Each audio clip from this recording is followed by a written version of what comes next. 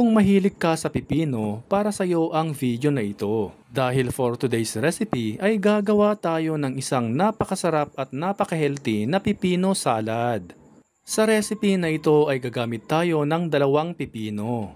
Islicein natin ng maninipis or depende na sa inyo kung anong slice ang gusto ninyo.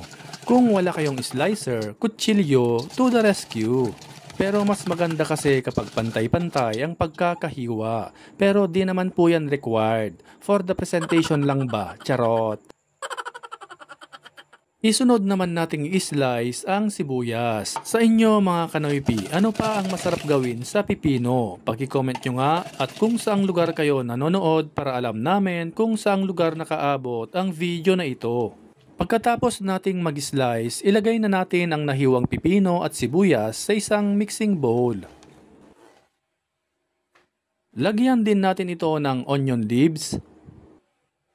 Lagyan din natin ito ng mayonnaise na kahit na anong brand ay pwede.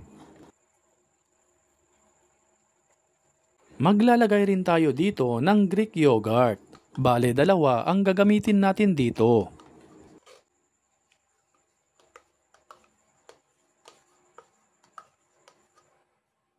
Lagyan din natin ito ng lemon juice. Kung walang lemon juice ay pwede rin naman ang white vinegar.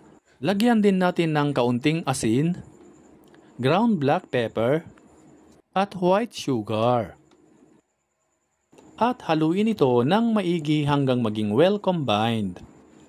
By the way, shout out nga pala kay Alison Baila Natonyo of Croatia, Europe, sa Tipud Santiago of Baggao, Cagayan Valley, at kay Jocelyn Alpe from Hong Kong. Maraming salamat po sa inyong walang sawang pagsuporta. Kung mahilig kayo sa pipino mga kanoypi, gawin nyo na ito. Bukod sa napakasarap na, ay napaka-healthy pa. Bagay na bagay ito sa mga taong nagda-diet o magda-diet pa lamang. Ano pang hinihintay nyo mga kanoypi? Itag at ishare nyo na ito sa mga friends at family ninyo. At kung bago ka pa lamang dito sa aming page ay mag-follow ka na para updated ka lagi sa aming bagong recipe. Hanggang sa muli! Maraming salamat po sa walang sawang panonood.